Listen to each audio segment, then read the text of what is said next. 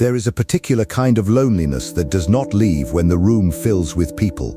You can be surrounded by friends, laughing, holding someone's hand, and still feel a cold distance running through the center of you, as if you are watching your own life from behind glass. You have felt it, and you have wondered if something is wrong with you. Tonight I want to tell you something different, that loneliness is not a verdict on you, it is a message. And by the end, you will know what it is trying to say. Before we go inward, let me say this plainly. If anything tonight reaches the part of you that has been quiet for too long, a like helps this find the others who are lying awake feeling exactly what you feel right now. The comments below are not for performance. They are for the truth you have not said out loud, so leave it there, do not hold it back, because someone needs to read it. And if these journeys inward matter to you, subscribe so the next one finds you when you need it. Now, let us begin where you actually live, not in theory, but in the late hour when the noise stops and the loneliness arrives without being invited. Carl Jung spent his life listening to people in exactly that state. People who had everything the world said should make them whole, and yet felt a hollowness they could not explain. And Jung made an observation that turns the entire experience of loneliness on its head. He suggested that the symptoms of the psyche are not random malfunctions, they are purposeful. The unconscious, he believed, is constantly trying to communicate with the conscious mind, and when it cannot get through by gentle means, it raises its voice. It uses discomfort, it uses restlessness, and yes, it uses loneliness. So the first thing I want you to consider is that your loneliness may not be a sign that something has gone wrong in your life. It may be a sign that something is trying to go right, and you have not yet listened. Think about what loneliness actually does to you. It isolates your attention. It strips away the pleasant distractions and leaves you alone with yourself, which is the one place most of us spend our whole lives avoiding. And Jung would ask a strange and penetrating question here. He would ask, what if that is precisely the point? What if the loneliness is not a punishment, but an invitation? An invitation to turn and finally face the one person you have been running from, who is yourself. Because here is the uncomfortable truth that sits underneath so much of human suffering. Most of us do not actually know who we are. We know who we are supposed to be. We know the role we play, the face we show, the version of ourselves that gets approval. But the deeper self, the total person we were meant to become, remains a stranger. And when you are estranged from yourself, no amount of company in the world can reach the part of you that is alone. Jung had a name for the face you show the world. He called it the persona. It comes from the Latin word for the mask that actors wore on the ancient stage. The persona is not evil, it is necessary. You need it to function, to hold a job, to be polite, to move through society without bleeding everywhere. The problem begins when you mistake the mask for your face, when the role you play becomes the only self you know. And this is where loneliness so often takes root, in a way you may never have considered. You can be loved by everyone, admired by everyone, and still feel utterly alone, because the part of you that they love is the persona. They are not connecting to you. They are connecting to the performance. And some deep part of you knows it. That is why you can be celebrated and still feel unseen. That is why you can be in a happy relationship and still feel a loneliness you are ashamed to admit, because the person beside you is in love with the version of you that you have been carefully maintaining, and the real you has not been allowed in the room. Sit with that for a moment, because it is the key to so much of what you have felt. The loneliness that comes when you are alone is one kind of pain, but the loneliness that comes when you are surrounded by people who love you, that is a different and stranger ache, and it has confused you for years. Now you have a frame for it. That loneliness is the gap between your persona and yourself. It is the distance between the mask and the face. And the unconscious, in its strange wisdom, is using that ache to point at the gap, to say to you, again and again, there is more of you than this. There is a whole self in here that has never been lived. So why does the unconscious do this? Why does it not simply let you be comfortable in your roles? Jung's answer is one of the most beautiful and demanding ideas in all of psychology. He believed the psyche is oriented toward wholeness, that there is a drive in you as natural as the drive of an acorn to become an oak, to become the complete person you contain in potential. He called this process individuation. It is the lifelong work of becoming who you actually are, of integrating all the scattered, hidden, disowned parts of yourself into a single living whole. And the engine of individuation, the force that pushes it forward, is often discomfort. The psyche will not let you rest in a half-life. When you have grown lopsided, when you have invested everything in your persona and abandoned your inner world, the unconscious begins to apply pressure. It compensates. And one of the primary ways it compensates is by making you feel the loneliness of your own neglected depths. This is the principle of compensation, and it is central to everything I am telling you. Jung observed that the unconscious behaves like a self-regulating system, always trying to balance the one-sidedness of the conscious mind. If you live entirely on the surface, the unconscious will pull you toward depth. If you have built your whole identity on being needed by others, the unconscious will starve you of satisfaction from others so that you are forced to look elsewhere. The loneliness you feel in a crowd is compensation. It is the psyche refusing to let you find your wholeness in other people, because your wholeness was never going to be found there. It can only be found by turning inward toward the self. And until you do, the unconscious will keep withdrawing the satisfaction, no matter how full your life looks from the outside. I want you to feel how merciful this actually is, even though it does not feel merciful at 2 in the morning. Imagine if you could fully satisfy your soul through approval and company and busyness. You would never turn inward. You would live your entire life as the mask, and the vast inner person you were meant to become would die unborn inside you. The loneliness is the alarm that prevents that fate. It is the psyche's way of saying, you cannot finish your life as a fragment. There is too much of you left unlived. So when you feel that ache, I want you to stop interpreting it as failure. You did not fail at connection. Your psyche succeeded at protecting you from the small life you were about to settle for. Now, let me be careful here, because this is where people misunderstand Jung and misunderstand themselves. I am not telling you that other people do not matter, or that human connection is an illusion, or that you should retreat from the world and live alone on a mountain. That is the opposite of individuation. The point is not to abandon others. The point is that you cannot give to others or receive from them honestly until you have established a relationship with yourself. The loneliness is not telling you to leave people. It is telling you that you have been using people to fill a hole that only you can fill from the inside. And that is a very different instruction. Consider how this plays out in your real life. You feel the loneliness, and what do? You reach for your phone, you text someone, you scroll, you go find a crowd, or a partner, or a project, or a substance, anything to make the feeling go away, and it works for an hour or a night. But it always comes back, doesn't it? It always returns, a little heavier each time.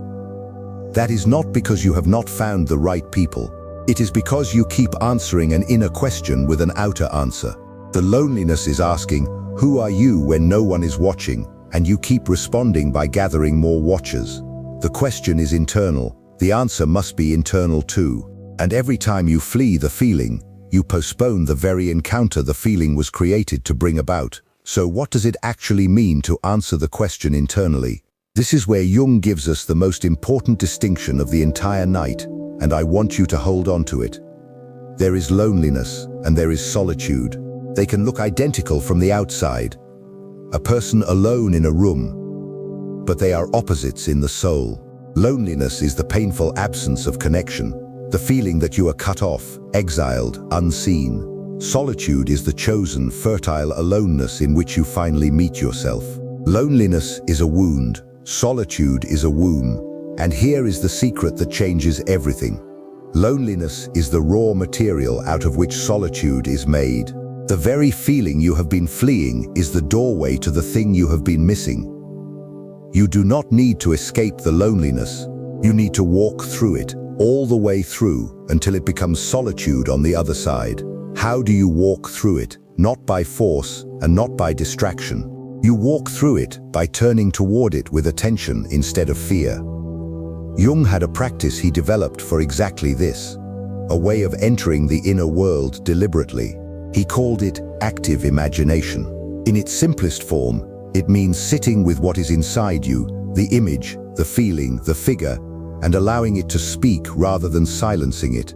When the loneliness rises in you tonight, instead of grabbing your phone, you could try something radical. You could ask it. You could say, "What are you here to tell me?" You could treat the feeling not as an enemy to be exiled, but as a messenger to be received. And if you sit with it long enough, without flinching, something begins to happen. The loneliness starts to differentiate. It stops being one solid wall of ache and starts to reveal what is underneath it. Grief you never finished, a self you abandoned to please someone, a dream you buried because it was inconvenient, a part of you that has been waiting for years to be acknowledged. That is the inner work, and I will not pretend it is comfortable, because it is the most demanding thing a human being can do. It is far easier to find another person than to find yourself. It is far easier to fill the silence than to listen to it. This is why most people live and die without ever meeting the self. Not because they are weak, but because the culture offers them 1,000 exits and almost no encouragement to stay. You are encouraged to be busy, to be connected, to be entertained, to be anything but alone with your own depths. And so the loneliness, which was meant to be a doorway, gets treated as a disease to be medicated away. But you are here, tonight, awake, listening to a voice talk about Jung at an hour when most people are numbing themselves. That means something. Some part of you has already decided not to take the easy exit. Some part of you wants to walk through. Let me give you the deeper map of what is on the other side of that walk. Jung said the goal of the whole journey is connection with the self, capital S, which he distinguished from the small, everyday ego. The ego is the part of you that says, "I, the manager of your daily consciousness, the one reading these instructions and running your life." But the self is something far greater. It is the total psyche, the union of the conscious and the unconscious, the center and the circumference of who you are. It is, Jung believed, the image of God within the human being, the organizing principle of the whole personality. And the tragedy of modern loneliness is that we have built entire lives around the ego while remaining completely cut off from the self. We have a manager but no contact with the owner. We are running the surface of a vast house and have never gone down into its foundations or up into its towers. And that disconnection, that exile from your own depths, is the truest source of the loneliness that no person can cure. You are not lonely for other people. You are lonely for yourself. You are homesick for a self you have never fully inhabited. Read that again in your own heart. You are homesick for yourself. The ache you feel in the crowd, the hollowness that follows you into your happiest moments, the sense that something essential is always just out of reach, that is the self calling to the ego across the distance you have allowed to open between them. And the only thing that closes that distance is the inward turn. Not more achievement, not more relationships, not more noise. The inward turn, the descent into solitude, the patient work of individuation, the slow integration of everything you are. Now let me speak to how this disconnection happened, because understanding it loosens its grip. For most of us, it began early. As children, we are whole. We feel everything. We want everything. We are spontaneous and unguarded. But the world cannot tolerate the whole child. It rewards some parts of us and punishes others. Your anger was unwelcome, so you buried it. Your sensitivity was mocked, so you hid it. Your strangeness, your intensity, your particular way of seeing did not fit, so you cut it off and shaped yourself into something acceptable. Jung called the sum of these rejected parts the shadow, everything about yourself that you have disowned because it was too much, too dark, too unacceptable for the people whose love you needed. And every part you cut off to be loved is a part you can no longer access. The persona grows and the living self shrinks. You become more acceptable and less real. And the gap between them, the part of you that lives in exile, becomes the territory of your loneliness. This is why the loneliness so often feels ancient, older than any particular event in your life, because it is. It began the first time you traded a piece of your truth for a piece of belonging. It deepened every time you said yes when you meant no, every time you laughed at something that hurt you, Every time you became smaller to be loved. By the time you are an adult, you have made that trade 10,000 times, and you have become a master of it, so good at it that you do not even notice you are doing it. You walk into a room, and the persona deploys automatically. You become what is wanted. And then you go home and you feel the loneliness, and you cannot understand it, because by all accounts the evening went well, people liked you. But people liking your persona while yourself stands outside the door in the cold is the loneliest thing in the world, and now you know its name. So here is the turn, the place where insight has to become practice, because Jung was never interested in mere understanding. He wanted transformation. The work is to begin reclaiming the parts of yourself you exiled, to stop, even for an hour a day, performing the acceptable version, and to sit instead with the real one, to ask what you actually feel, not what you are supposed to feel, to notice when the persona deploys, and to gently say, not here, not now, in this private hour I will be true. This is not selfishness. This is the opposite of selfishness, because a person who has met the self can finally give from a real place instead of performing a counterfeit generosity. The most loving thing you can do for the people in your life is to become someone who is actually home when they knock, instead of a beautiful mask with no one behind it. I want to give you something concrete, because abstractions will not change your nights. Tonight, or the next time the loneliness comes, do not reach for the exit. Instead, find a single quiet place and stay there with the feeling for 10 minutes. Do not fix it. Do not analyze it from a safe distance. Just be with it the way you would sit with a frightened child who has come to you in the dark, and ask it the question that begins the inward journey. Not why do I feel this way, which leads to endless analysis, but what do you want me to know? Then listen. The first answers will be loud and false, the usual stories about who has abandoned you and what is wrong with your life. Let those pass. Underneath them, if you stay, something quieter begins to speak. And that quieter voice is the one you have been lonely for your whole life. That is the beginning of solitude. That is the beginning of coming home. And as you do this work, I want to prepare you for something, because if I do not, you may misread it and turn back. The inward turn often gets worse before it gets better. When you stop using people and noise to numb the loneliness will initially intensify because you have removed the painkiller and the wound is finally exposed. This is not regression. This is the wound finally being allowed to be felt, which is the only condition under which it can heal. Jung understood that the path to wholeness goes down before it goes up. He called it the night sea journey, the descent into the dark waters of the unconscious from which the renewed self eventually emerges. You cannot skip the descent. Everyone who has become whole has gone through the dark, and the loneliness is the entrance to that dark.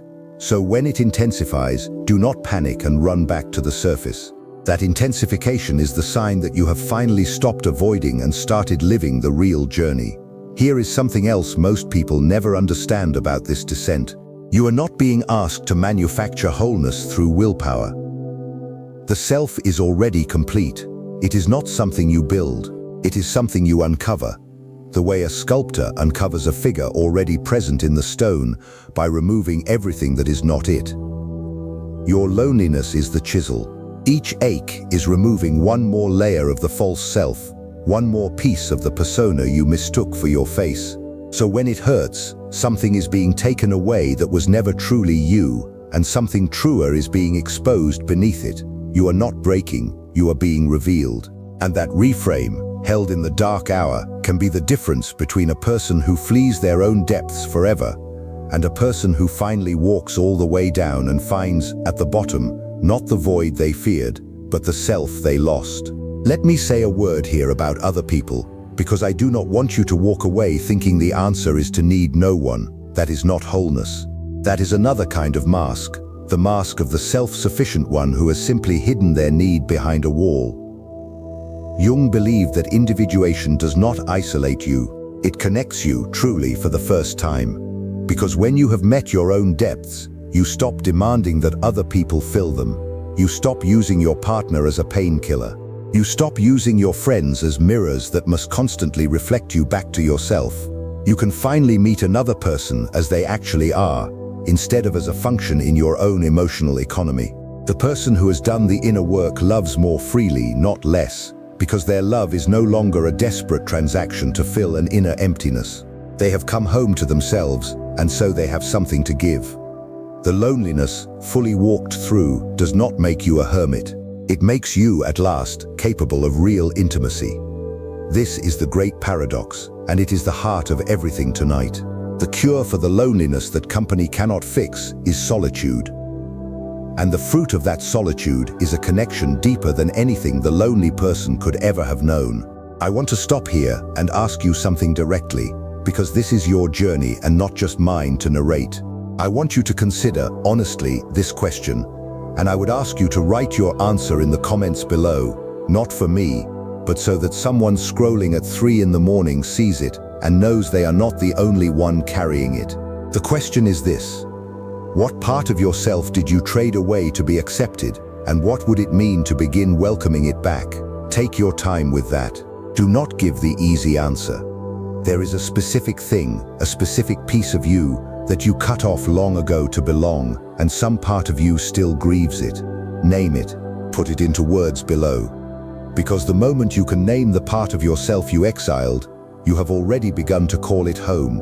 And when you read the answers others have left, you will discover something that strikes at the very root of your loneliness, that the most isolating thing you carry is the thing you have most in common with everyone else. Let us go deeper now, because there is a dimension of this we have not yet touched, and it is the one that changes a person most. The reason your loneliness keeps returning, the reason no relationship and no achievement ever fully silences it, is that it is not asking to be soothed, it is asking to be answered. And those are entirely different things. To soothe a feeling is to make it go away. To answer a feeling is to do what it is asking you to do. Your loneliness is asking you to come into relationship with yourself. Every time you soothe it, instead of answering it, you teach it that you still are not listening, and so it must return louder. This is why the wisest thing you can do with a recurring pain is to stop asking, how do I get rid of this? And start asking, what is this trying to make me do? The feelings that recur in your life are not failures of your coping. They are summons. They are the unconscious knocking on the same door, night after night, year after year, waiting for the one night you finally open it instead of pretending you are not home. And what is on the other side of that door, when you finally open it? Jung would say it is meaning, not pleasure, not comfort, not even happiness in the ordinary sense, but meaning, which is something far deeper and far more durable. He observed that the people who healed were rarely the ones who escaped their suffering. They were the ones who found the meaning hidden inside it. The loneliness that you experience as pointless suffering is in fact saturated with meaning if you are willing to read it. It means you are more than your roles. It means there is a self in you that refuses to be satisfied with a borrowed identity. It means you are being called, specifically and personally, to a fuller existence than the one you are currently living. A person who finds the meaning in their loneliness is no longer merely lonely. They are on a quest, and a quest, even a hard one, even a dark one, is a fundamentally different experience than aimless suffering. The pain may be identical, the meaning transforms it entirely. This is what I most want you to take from tonight. The facts of your situation may not change at all by the morning. You may still come home to an empty apartment. You may still feel the distance in a marriage. You may still be the person who feels alone in every crowd. But the meaning of all of it can change tonight, and that changes everything, because human beings can endure almost any amount of pain if it means something, and almost no amount of pain if it means nothing. Your loneliness was meaningless when you thought it was a verdict, a sign that you were unlovable or broken or destined to be alone. Your loneliness becomes meaningful the moment you understand it as a call, the psyche's insistence that you have not yet become who you are. The same feeling, a completely different life. Let me ground this once more in the texture of your days, because I do not want this to stay in the clouds. Tomorrow you will wake and the world will resume its demands. People will want things from you. The persona will deploy 100 times before noon, and somewhere in the middle of an ordinary afternoon, the loneliness will brush against you, the way it always does, in a quiet moment between obligations. When it does, I want you to do one small thing. I want you to silently acknowledge it, the way you would nod to an old friend across a room. I want you to say, internally, I know what you are. You are not my enemy. You are the part of me that knows there is more. That single act, repeated, begins to change your entire relationship with the feeling. You stop being its victim and become its student.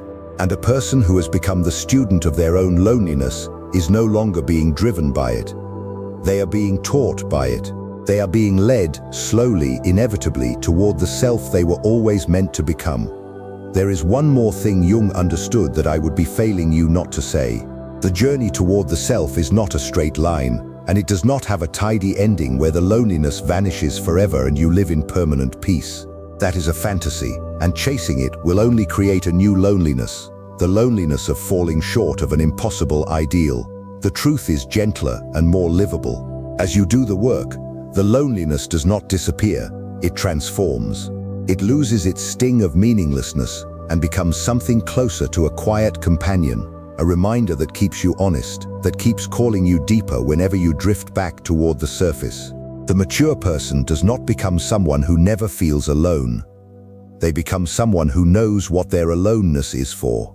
They have made peace with the fact that to be a self at all is to be in some irreducible way alone, a single consciousness facing existence. But they have discovered that this aloneness, fully accepted, is not a prison. It is the very ground on which an authentic life is built. You cannot belong to others until you first belong to yourself. And you cannot belong to yourself until you have stopped running from the solitude in which the self is found. So consider what your life would look like if you stopped treating the loneliness as a problem to be solved and started treating it as a teacher to be heeded. You would still feel it, but you would no longer fear it.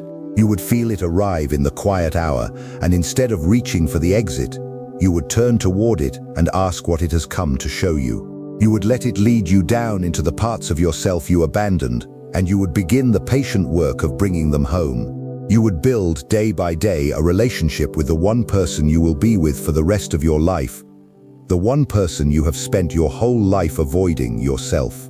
And as that relationship deepened, you would notice something remarkable. The crowds would feel different. The relationships would feel different, because you would no longer be entering them as a mask in search of a missing piece. You would be entering them as a whole person who has something to offer. And the strangest thing of all, the thing the lonely person can scarcely believe, is that the more at home you become in your own solitude, the less you will need from others, and the more you will be able to truly love them. Think of all the energy you have spent trying not to be alone. The relationships you stayed in because the alternative terrified you. The crowds you sought out not for joy but for cover. The constant low hum of activity designed to keep you from ever sitting in a silent room with yourself. Now imagine reclaiming all of that energy and pointing it inward toward the work that actually matters, the becoming of yourself. That is what Jung is offering you. Not an escape from loneliness, but a use for it. Not a way around the dark, but a way through it. The acorn does not become the oak by avoiding the dark beneath the soil. It becomes the oak by going down into it, by sending roots into the very darkness it might have feared, and drawing from that darkness the strength to rise. Your loneliness is the dark soil, and everything you are meant to become is waiting in it, waiting for you to stop fighting the descent and start sending down roots. There is a deeper layer to the way the psyche speaks, and Jung gave it the most attention of all, because it is where the unconscious shows its hand most clearly. I mean your dreams. Jung believed dreams are not the meaningless static of a tired brain. They are the unconscious composing letters to the conscious mind, night after night, in the only language it knows, the language of image and symbol. And the dreams of the lonely person are often the most telling of all. You may have noticed it yourself, the recurring dream of being in a house with rooms you did not know existed. Rooms you have never entered, sometimes whole floors and basements you forgot you owned. Jung saw that dream constantly in his patients, and he read it the same way every time. The house is you. The rooms you have never entered are the parts of yourself you have never lived. The loneliness you feel by day is the same message the dream delivers by night, that there is so much more of you than you have ever inhabited, that you have been living in 2 rooms of a mansion and calling that your whole life. Pay attention to your dreams in this season. They are not noise. They are the unconscious trying to show you, in pictures, the very thing your loneliness is trying to tell you in feeling. The 2 are speaking the same message in 2 different tongues, and both are saying, there is more of you, come and find it. And this brings me to a particular moment in a life when the call becomes almost impossible to ignore. The moment Jung wrote about more powerfully than perhaps any psychologist before or since. He called it the turning of life, what we now loosely call the midlife passage, though it can come at any age and for some it comes early. It arrives like this. You spend the first half of life building. You construct the persona, you establish yourself, you achieve the things you were told to achieve, you accumulate the relationships and the roles and the markers of a successful existence. And then, often without warning, in the middle of a life that looks complete from the outside, a strange emptiness opens up. The things that used to satisfy you go flat. The goals you chased lose their flavor, and a loneliness arrives that makes no sense to anyone around you, least of all to you, because by every external measure you have arrived. Jung saw this not as a breakdown, but as a summons. He believed that the task of the second half of life is entirely different from the first. The first half is for building the persona and establishing yourself in the world. The second half is for the inward journey, for individuation, for finally turning to the self you postponed while you were busy becoming someone. And the loneliness that ambushes you in the middle of a successful life is the announcement that the first task is finished and the second has begun. If you are feeling that hollowness in the midst of a life that should make you happy, you are not malfunctioning. You are being called to the deepest work a human being can undertake, and the loneliness is the messenger that has come to summon you to it. Let me name something else that quietly feeds your loneliness, because once you see it, you cannot unsee it, and seeing it sets you free in a way few things do. Jung gave us the concept of projection, and it explains so much of why your connections feel hollow even when they are real. Projection is what happens when the disowned parts of you, the contents of your shadow, get cast outward onto other people. The qualities you cannot accept in yourself, you see magnified in others, and react to them with strange intensity. But projection has a lonelier consequence than mere misjudgment. When you relate to another person through your projections, you are not actually relating to them. You are relating to a figure of your own psyche that you have draped over them like a costume. You fall in love not with a person, but with a projection of your own unlived wholeness. And when the projection wears thin, as it always does, you feel a crushing loneliness inside the relationship and call it falling out of love. But you were never fully in contact with them to begin with. You were in contact with your own unconscious, externalized. This is why so many relationships feel lonely even at their warmest. 2 people, each relating to their own projections, 2 unconscious systems brushing against each other in the dark, rarely meeting as they truly are. And the only cure is to withdraw the projections, to reclaim the parts of yourself you have been seeing in others, which is the very inward work the loneliness has been demanding all along. As you reclaim what is yours, you stop hanging it on other people, and for the first time you become capable of seeing them clearly. The loneliness of projection ends not when you find a better person, but when you finally meet yourself, and so finally become able to meet anyone at all. I want to give you more to do with all this, because Jung was a profoundly practical man beneath the depth, and insight that never touches your actual nights is just another kind of escape. So here is a practice for the inward turn, beyond simply sitting with the feeling. Begin to keep a record of your inner life, not a diary of events, what you did and where you went, but a record of what moves beneath the surface. Write down your dreams the moment you wake before they evaporate, even the fragments. Write down the feelings that ambush you and the situations that triggered them. Write the unspoken things, the resentments and longings and fears you would never say aloud. This is not navel-gazing. This is the disciplined act of paying attention to the self you have ignored your whole life. Jung filled book after book with his own inner explorations, painting his dreams, dialoguing with the figures of his unconscious, taking his inner world as seriously as other men take their bank accounts. And it was from that descent, that long and frightening confrontation with his own depths, that everything he later gave the world was born. You do not need to do it as he did, but you need to begin treating your inner life as real, as worthy of attention, as the place where the actual story of your life is unfolding. The loneliness has been trying to point you there for years. The record is simply you, finally, picking up the pen. And here is a second practice, harder than the first, which is to deliberately court solitude before it is forced upon you. Most people only encounter their inner world when life strips everything else away, in illness, in loss, in the small hours when sleep will not come. But you can choose to enter it on your own terms. Set aside time, real time, in which you are not consuming anything. No screen, no music, no book, no task. Just you, in a room, with the silence you have spent your life avoiding. The first time you try it, the loneliness will rise up like a wall, and every instinct will scream at you to reach for something, anything, to fill the void. Do not stay. Let the discomfort crest and break over you. And on the other side of it, if you stay long enough, you will begin to feel the texture of your own presence, the simple fact of your own existence, which most people go their whole lives without ever truly contacting because they never sit still long enough to feel it. That contact, that bare encounter with your own being, is the beginning of the cure. It is the first time you meet the one you have been lonely for, and it is available to you for free in any quiet room, on any ordinary night. The moment you find the courage to stop running. Let me say something now about meaning and the symbolic life, because Jung believed the loneliness of modern people has a collective root, not just a personal one, and naming it will help you locate yourself in something larger. He observed that the people who came to him were suffering from a sickness he traced to the loss of the symbolic dimension of existence. For most of human history, people lived inside a web of meaning, of ritual and myth, and the sense that their lives were part of a story larger than themselves. The modern person has been stripped of all that. We have facts but no myth, information but no meaning, connection without communion.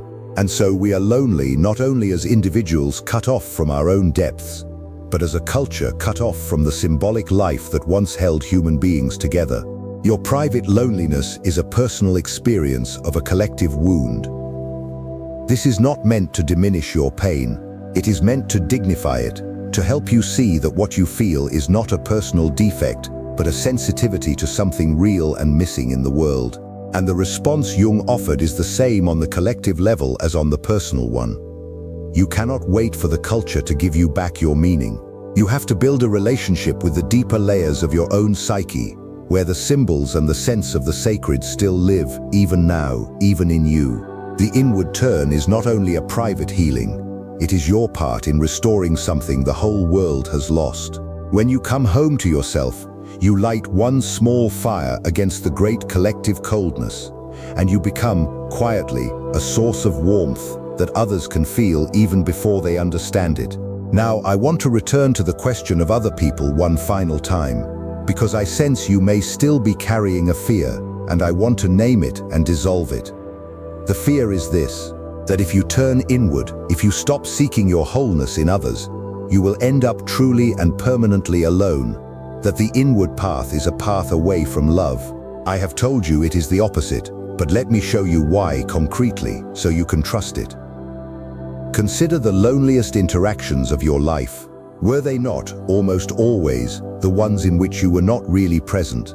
The ones in which you were performing, or wanting something, or hiding, or quietly hoping the other person would fix something in you that they had no way of reaching? The deepest loneliness in human life is not the absence of people. It is the presence of people while you remain absent from yourself. You can be in the most loving embrace and feel utterly alone because you are not there. The persona is there, and the persona cannot receive love any more than a photograph can feel the sun. The reason intimacy heals some people and not others is not the quality of the partner. It is whether the person is actually present to be reached. And you can only be present to another to the degree that you are present to yourself. So the inward turn is not a turn away from love. It is the only thing that makes real love possible. The work you do alone in the silence is what allows you, when you return to others, to finally be there when they reach for you. You go inward not to abandon connection, but to become, at last, capable of it. There is a kind of person who has done this work, and you have met them, even if you did not have a name for what you sensed. They carry a quality of stillness. When you speak to them, you feel met, truly met, as if they are entirely present, not performing, not waiting for their turn, not using you to feel something about themselves. They seem at home in their own skin in a way that is rare and almost magnetic. And the secret of that quality is exactly what we have been describing all night. They have made peace with their own aloneness. They have gone down into the silence and met themselves and come back. And because they no longer need you to complete them, they are free to actually see you. That is what is on the far side of your loneliness. Not isolation, that presence, that stillness, that capacity to be fully with another because you are finally fully with yourself. The loneliness you are feeling tonight is the raw material out of which that person is made. You are not at the end of something. You are at the beginning of becoming someone who has crossed through the dark and come out whole. I want you to remember, in the hardest hours, that the very capacity to feel this loneliness is itself a sign of something precious in you. A shallow person, fully identified with their mask, content in their roles, does not feel this ache.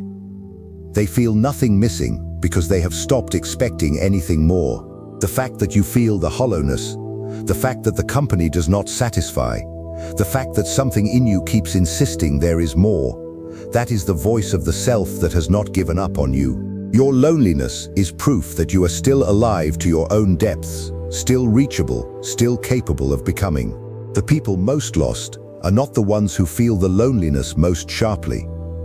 They are the ones who have successfully silenced it. Your pain is the evidence that you have not yet sold the whole of yourself to the surface.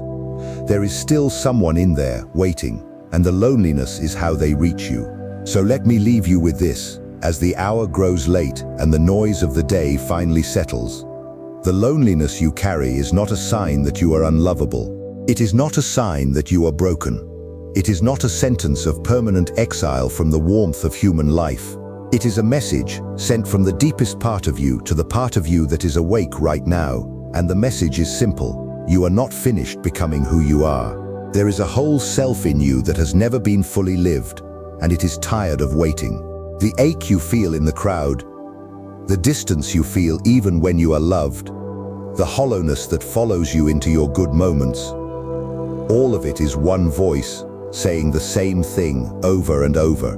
Come home to yourself. Stop looking for in others what can only be found by turning inward. The loneliness was never trying to destroy you, it was trying to wake you up.